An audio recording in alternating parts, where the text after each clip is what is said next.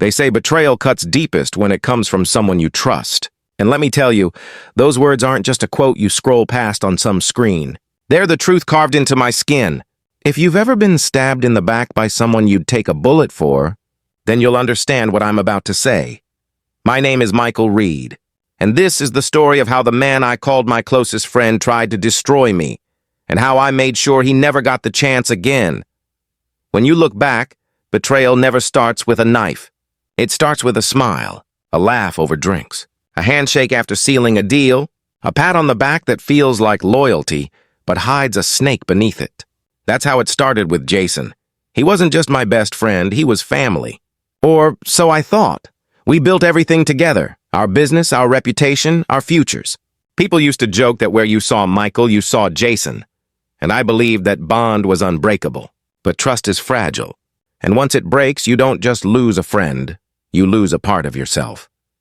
I grew up in Detroit, raised by a single mom who worked herself to the bone to keep the lights on. By 20, I was running small construction jobs, breaking my back just to scrape by. Jason was different. He had connections, charm, a way of talking that made people hand over opportunities. When we teamed up, it felt like magic. I provided the sweat. He provided the spark. Together, we launched Reed & Carter Development. Within a few years, we were landing big contracts, shaking hands with people I'd once only seen on TV. It was the dream in motion. But the thing about dreams is they can turn into nightmares real fast.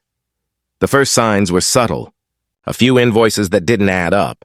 Materials purchased from vendors I didn't recognize. Jason's answers were always smooth. "Expansion's messy, Mike. You've got to let me handle the money side." I wanted to believe him. He was my brother in every way except blood, so I ignored my gut.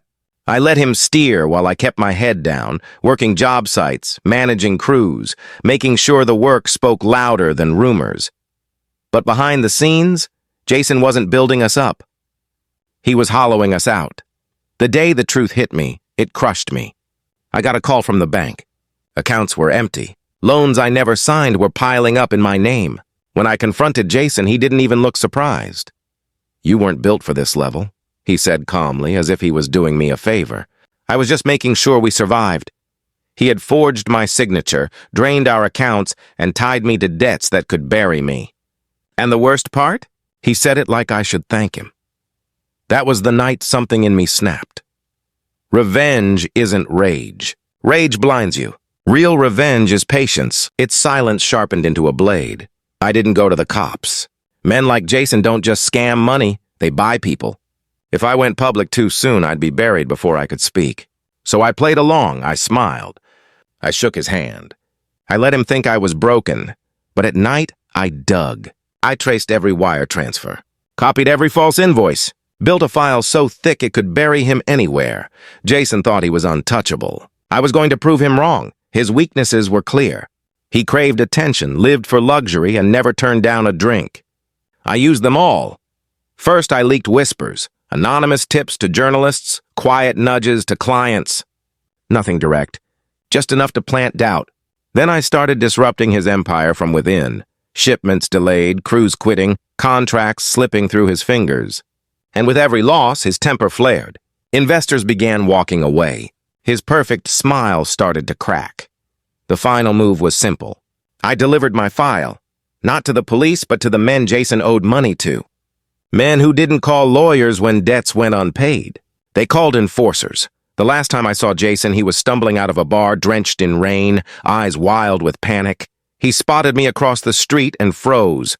"Mike," he said, his voice shaking, "you don't want to do this." I handed him a flash drive. "It's already done." He opened it, saw the evidence, and his face drained of color. He knew his time was up. Within a week, Jason Carter disappeared. Some say he ran south with a new name. Others say the men he crossed made sure he never drew another breath. Me? I don't need to know. All I needed was to make sure he could never hurt me or anyone else again. Revenge doesn't heal you. It doesn't bring back trust, but it balances the scales.